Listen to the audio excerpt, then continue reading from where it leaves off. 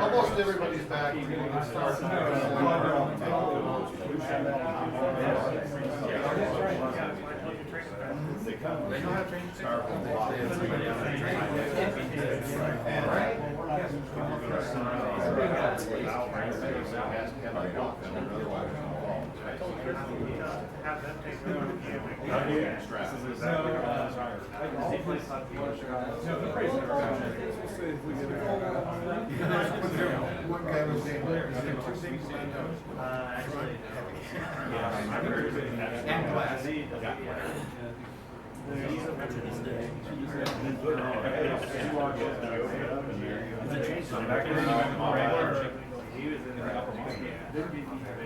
All right, we're going to start up. He doesn't want to make the phone call, he has to make a call. It's how better if they know that we're working on it. Because she's livid. So we're going to go over hour by hour. This next hour we do Bally. And then after another break, we'll do WMS. And then it'll be 4 o'clock. We'll do lunch for an hour from 4 to 5. That'll give you guys a chance to pay the meters or move your cars if you're in a lot that closes at 5. And then after 5, we'll go over the Twin Star. And then we'll have anywhere between an hour and a half to 2 hours to go over G2S, which we'll need because it's a lot to go over. First thing I'm going to mention, which actually the first seminar and even yesterday we're not privy to, is everyone's can tell this is Suite 4. There's a Suite 5 with Wonder Woman.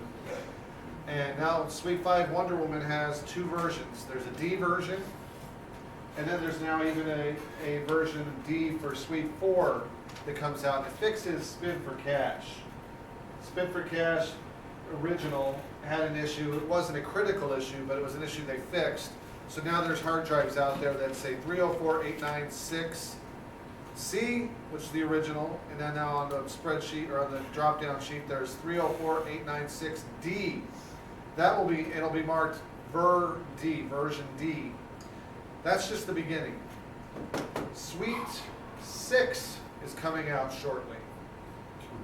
And Suite 6, I've been told by Bill Zimmerman himself, will not only come in 3 formats for the new 2.0 or the old 2.0 computer, the 2.1, and the future coming 2.4 computer, which will mean a whole other BIOS, a whole other and new operating system. But there'll be 3 new games, and he said that there'll be a format for the Wave, and then there'll be a separate software option for the V32 cabinet. Used to be it was the same. You chose V32 software for the Wave or for the that's a 22, but I'm pointing to like the V32 cabinet. So again, that sheet, that drop-down menu is just going to get huge. And you won't be able to choose the V32 software for the Wave. You'll have to choose the Wave software for Suite 6, which comes with like Betty Boop and a couple other games. I forget what the hell they are. But we're going to pass around some Bally stuff, and we're going to go over it all. We'll start with the backplane boards. Everyone knows what this is? Anybody not know what this is? The gray board. That's the backplane board for the 27 and the Wave.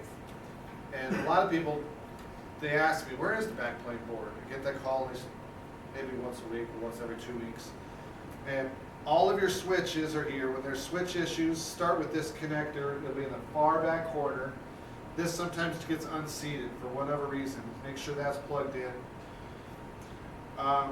Your bill acceptor and printer come off of here.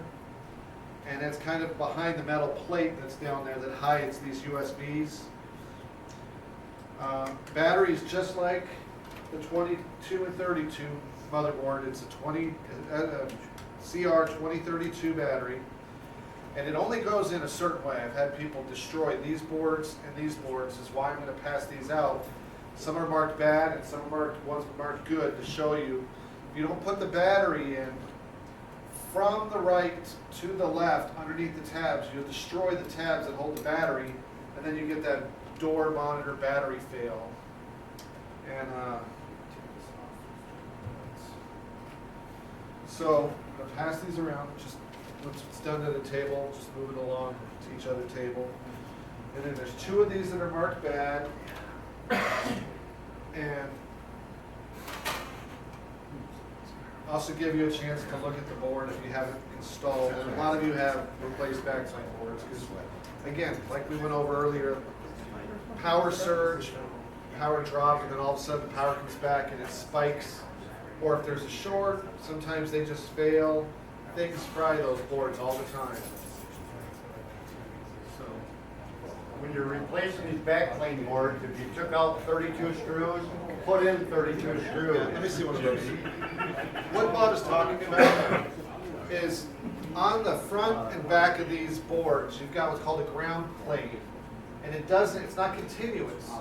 It will actually continue the ground between these screw holes to connect the ground all across the board. So if you forget, well, like I put 4 in the corners, no. You're screwing yourself, you're setting yourself up for failure. Put in all the screws because it helps continue the ground on other portions of the board. It completes the circuit.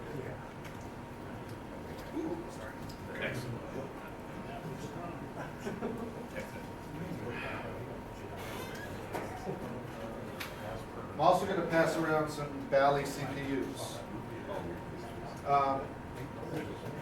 Almost everyone from here can see what kind of computer this is, even because I wrote 2.0 on it. But everyone see the red, blue, and pink audio ports? That's a telltale sign of a 2.0. Now, it's going to get trickier when they get the 2.4 computers out. We'll have to really rely on this white sticker that says 219 or 226.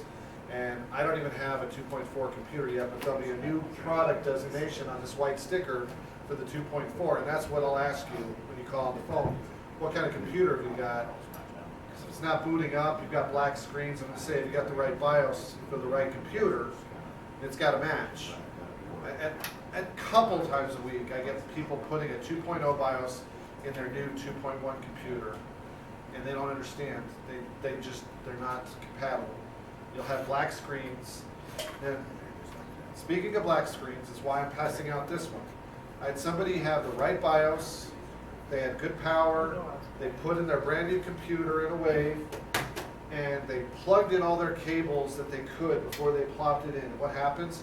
The tension, the pulling of those video cables actually partially unseats the video card. And it happens on the smaller cabinets too sometimes. And so don't push this video card back in as you pass along so that people don't.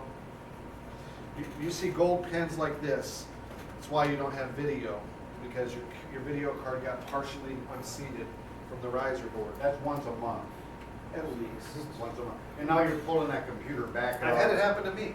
You're RAM clearing, you're doing a bunch of crazy stuff that take 20 seconds to make sure your computer, it bounces around in your truck for a week until you get to that location, and just wait till that video card is separated, or pulling on the tension on the cables is separated. So, like Phil said, if you see any brass on that video card connection, then it's not seated properly. This one is properly seated, so when you see this one is properly seated. Newer 620 video card. This is a 2.1, again, so you can just get a look at everything, and I'm going to pass around a third one that's been stripped, so you can see what's underneath everything, including the power supply.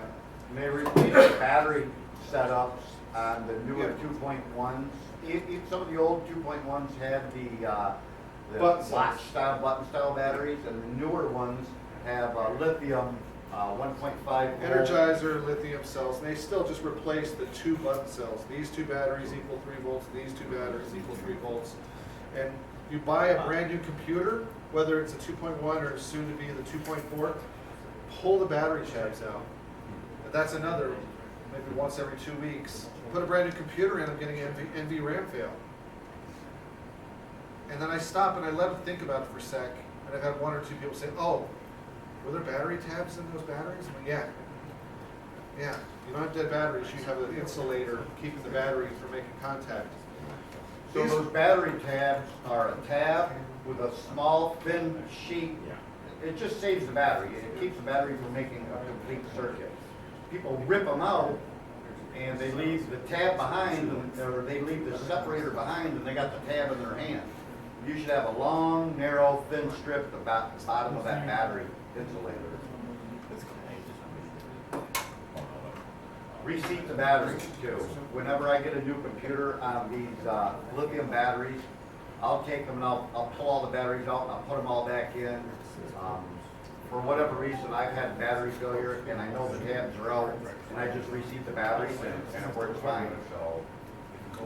Plenty of you have probably talked on the phone with us about like an NV RAM fail. Mine has just been dead batteries. We told you do a double full RAM clear on G2S. And again, we'll go over it a little more during the G2S setup, but that means do a complete full RAM clear, shut it down, and then reboot and do another full option RAM clear.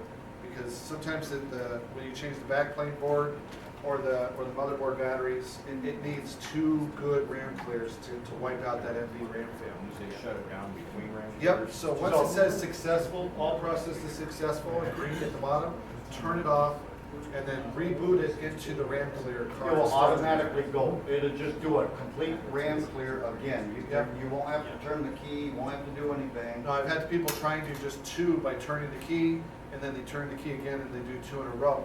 No, you need a power cycle in between that. Now, The second with one the is RAM a clear, full RAM the clear. RAM clear boots up pretty quick. It's not like you're waiting 25 minutes for the machine to boot up. So this one, besides you getting to see the bare bones motherboard, I want you guys to see the 2 switches for the L door. You've got your logic switches, and they're daisy chained together so that if either one doesn't make, you get that L door error. All right, so it could be this one, it could be this one. This will give you a little bit better. This one's always hard to look at because it's underneath the power supply and that plate.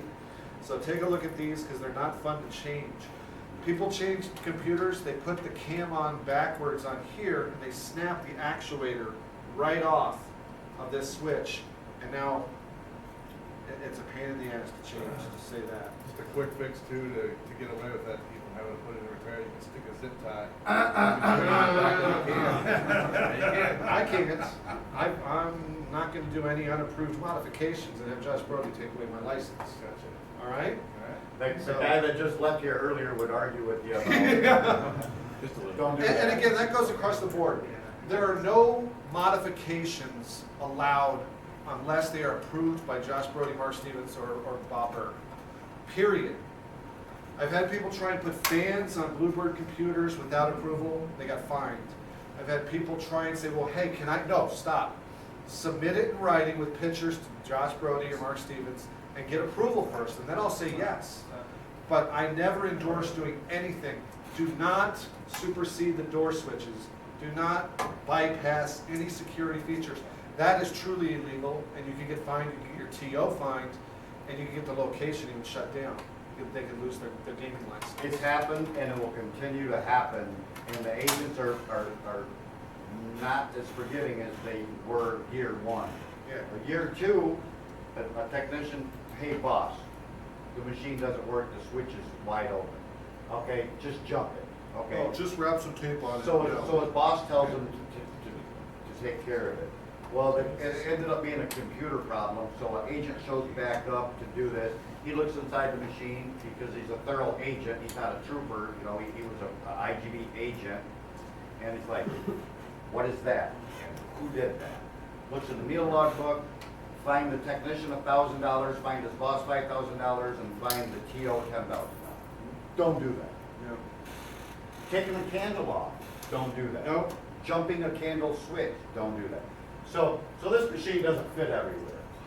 We sell a replacement. You can take this off and put a candle in its place.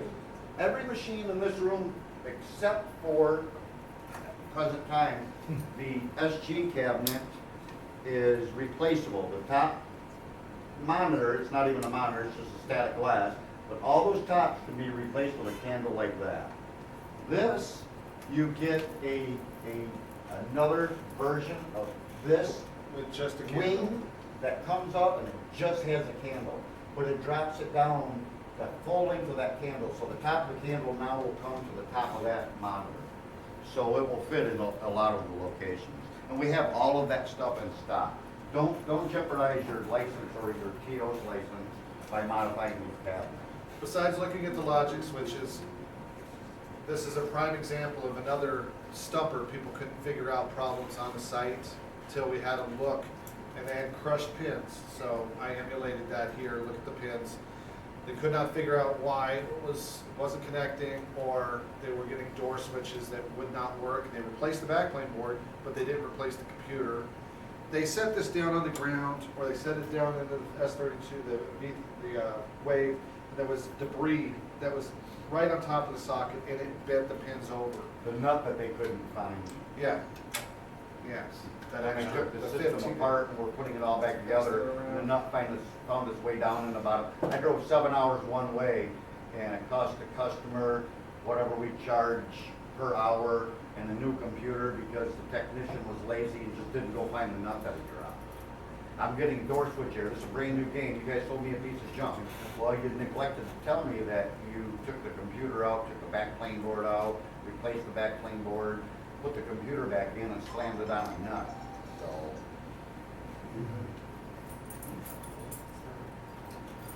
We'll go fix it for you. Yeah, 110 an hour.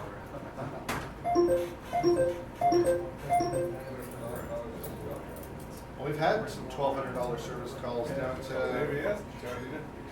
huh? Maybe yes, doing $1,000 per hour. For what, like,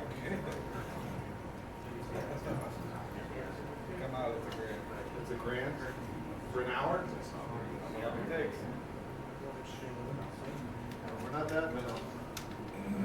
We You drive got our down, game, Phil. we drive down to Metropolis, and you're paying for the drive down, and then spend 5 hours on site. You might I have drove 10 hours. 13 hours one way and the agent gave me 15 minutes to work on a Valley. So I drove back without fixing it because 15 minutes, the game hadn't even loaded up yet, and he left. Yep. Show up 3 hours late to appointments. Yeah, there's not much you can do about an agent being late, but that agent will sure as hell do something about the TO Right, if we were late. being late. Yeah. All right, I'm gonna start off with the wave here. Everyone's familiar with the wave, right? Go ahead. Wait. All right, wave. Wait. I'm gonna keep an eye on you. Anybody have a problem putting it on the top? Nope. I have. I'm short. I just have to. Now, it can be done. The wave is a hell of a lot easier than the 27. You don't have to take off the plastic shroud on the back to do it. And again, I did bring a 27 today to show you how fun that is. But again, you have to remove that 27 top monitor. Or I've got a stubby screwdriver I can do it without taking off the monitor. TJ and Bob, they take the monitor off. Just makes it easier, but it's more time consuming. I've had a couple of TOs, we won't name names, put their toppers on because again, they come in with the toppers in the box and they call me up, they say, nothing's working. I'm like, well, what did you do? And I go there, they ran the wires through here, they actually put them into the strain relief, then they ran them in front of this bar here. No lie. Not bullshitting. They ran it right in front of this bar. And I crushed. A couple of times they crushed video cable, the And power. They smoked shorted everything and They plugged shorted in. the power wires, fried the backplane board. It was just The a video nightmare. or the light board. I ended up having to swap out the cabinet. And again, they were claiming, oh, it was faulty cabinet. I mean, no, truly this was operator error. I mean, that's the true definition of that term. So we gave another cabinet, and then I came there and helped them install it correctly. And they said, please, don't ever do that. Another TO did it like a week later. But again, it's not that hard. The trickiest one is if you don't run them down perfectly straight, this power wire runs to the shelf over here. Video. Yep, got it.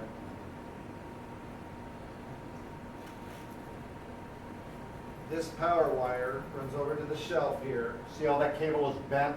See how I turn it? Horizontal? I put an L bend right into the power It's the easiest way to get it in there, and then you just push down. because it's pretty taut. And then that other one goes off down to the lighting motive board behind this metal plate. You've got two boards behind this metal plate. You've got your lighting motive board, you've got your audio amplifier. right there. All right. And the quick one that everybody forgets is right there in front of that white sticker. Yep, That, that's your candle. and when you have a tilt with a door open, T. that's the connector that you're missing. Yeah. I think it's a small key. Lowercase t. Lowercase t. Topper, yeah. Now, another thing that happens with the toppers is people end up plugging in the wrong VGA cable. This monitor here is really 3 monitors. There's a monitor from about here down, and a monitor in the middle, and there's a third monitor right here. The lower monitor is controlled by the display port cable. The middle monitor and the upper monitor are controlled by the DVI cable. But the top quadrant is also controlled by the VGA cable.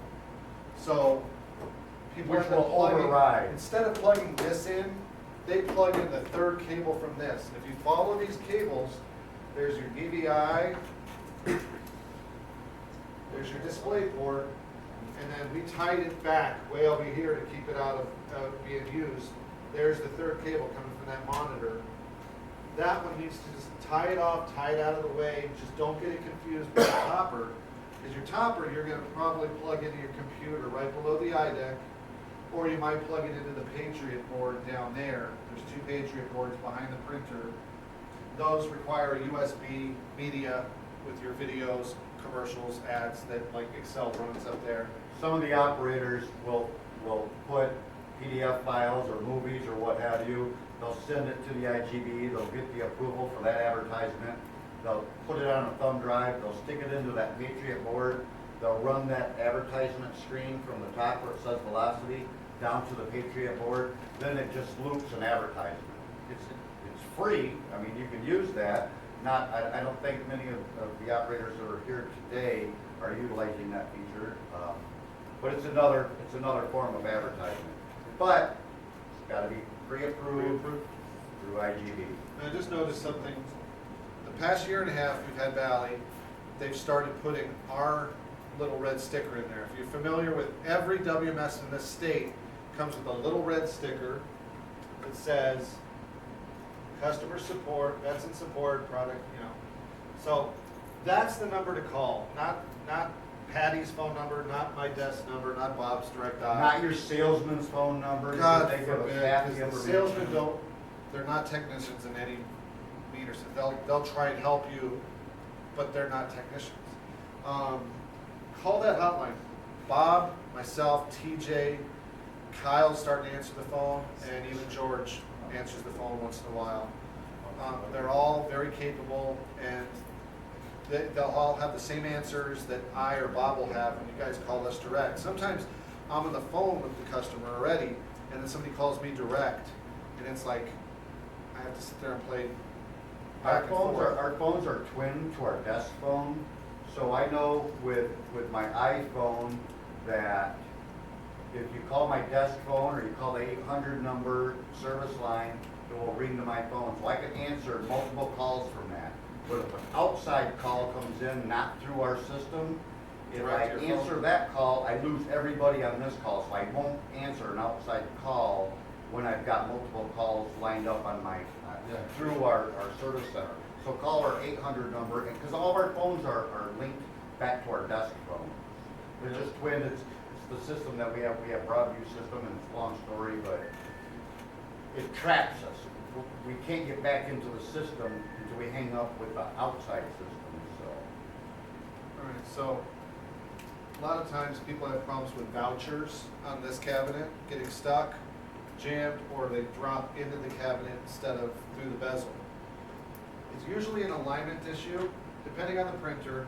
The Future Logics, and they're going to go to, I'll show you when we get to the Twin Star later today, the Future Logics are going to actually go to JCM Gen 5. And it's kind of a black printer instead of a reddish. When the printer doesn't come all the way down to the home position, sometimes it gets stuck a little high, sometimes it goes down too low. It's actually hitting that little plastic bumper right there. You guys all see it on the camera? Which is adjustable. Well, the plastic jumper is not, but this tab on the side of the printer is. Sometimes over tons of dropping it down, this gets bent up, and then the printer's too low. Sometimes they bend it, it gets bent down, and then the printer's too high. Then there's also a little security plate right here. See that one little piece of metal? See, it's this bracket right here. This little guy, and And it's his, loose. it's on a, It's on one it should have been No. a stop bracket on It it. should but have been There should have been a welded. piece of metal Yeah. over there, but we got what we got. So what happens, sometimes this gets pushed over just a little bit, and then the printer comes down and it hits the top of it. Now, this is actually just a few mils too high. If I shut the door, it would jam on this and this. The door gets stuck. I've had another TO, actually the same TO that was the first one to short out the harness. They did that. I had to go to their facility, their warehouse, and help them break into the cabinet because they could not get it unlocked. They jammed it shut. So, yeah, If you lock yourself out of a cabinet, call Phil. Don't call Bob. Phil's got a lot more patience. call the hotline. Yeah. So you can see the difference between there and there. That's the home position, and I've kicked out many vouchers. And that piece of foam, it actually keeps the door from getting tore up if you Yep. don't have it all the way down. I see a lot of collectors out that refill paper. I've been on site where I hear a slam, slam, slam. They're trying, And then another slam, and man, it drives me freaking crazy to hear people beat up these machines. Everybody knows where the D and the U door is. Sometimes I say just kick it, because sometimes it just gets loose, but there's a switch there for the drop and the under. And down below is your power supply on this, opposed to this cabinet. The power supply is down below in the drop area with the power backplane. Any questions on this cabinet? Okay, I'm gonna convert all the calls from me to you guys, you professionals. You gotta wait. This. From underneath, you unscrew it and then the glass comes up. So the question was, how do you remove a Eye eye deck. deck from a wave? From a 27 or wave. 'Cause it's From the same- underneath. Yep. And thank you, that actually brings up a great point. Lowercase d, it's a little micro switch right below this plastic. It's Same the micro switch that's It's the in same that switch door. that controls this eye deck here. It just protects this eye deck, and there's just a little micro switch right about here underneath. And again, it's just simple. Take your needle nose pliers, push it into the closed position, and then bend the actuator out just a hair so that when the plastic comes up, it makes the switch close a little bit earlier. That's a roller switch, or is it? No, just a rocker. Banana It's switch. just a banana, yeah. Some have rollers on them, and some are just, they come out and they have a loop in it, like a banana, you know, it just has a loop end in it. So, as Phil said, I have a fine pair, I think I bought them from Sears 25 years ago. It's just micro needle nose pliers. Some are bent, some are fine, some have a big curve in them, some have a small curve in them. But just find out which one works. And as Phil pointed out, hold the actuator bracket to the switch. If you go twisting on that bracket, there's some of the Yeah, you'll break that brackets have actuator holes in right it, out.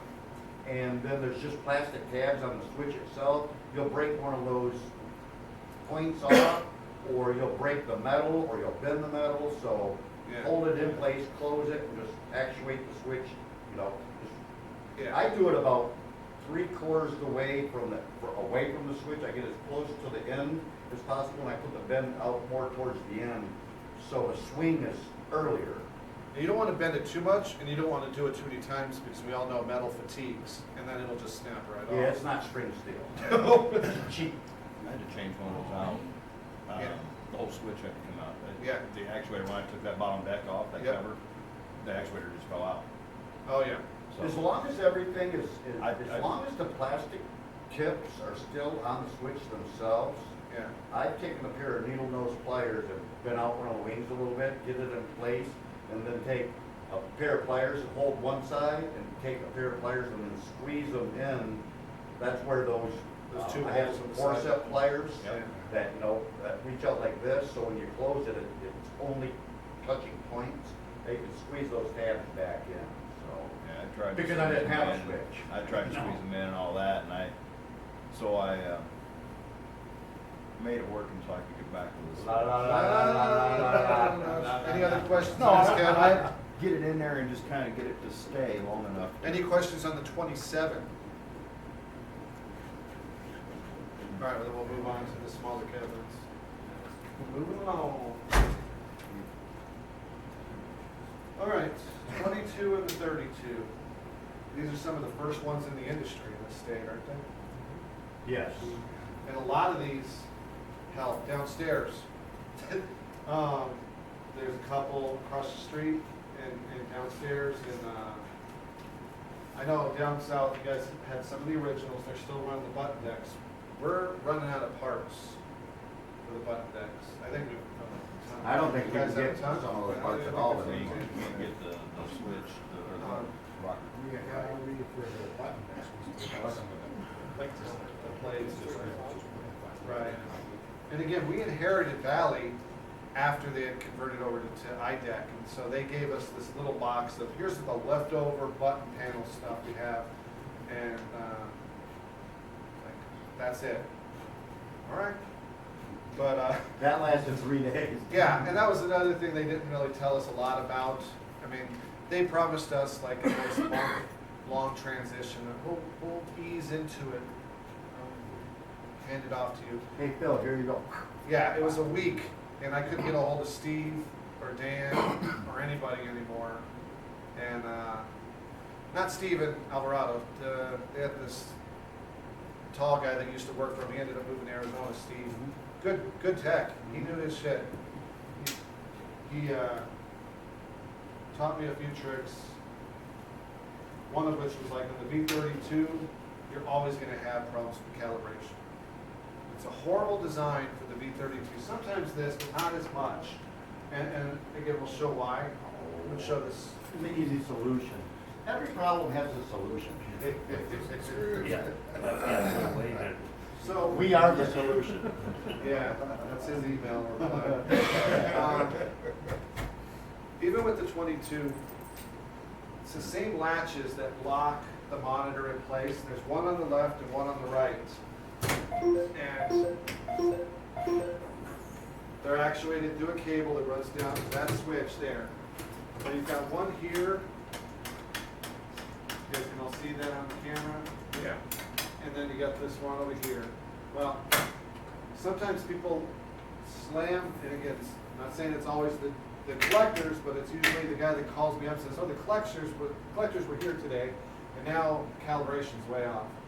If you latch one side and not the other, it's twisting your monitor, whether it's the 22 or the 32.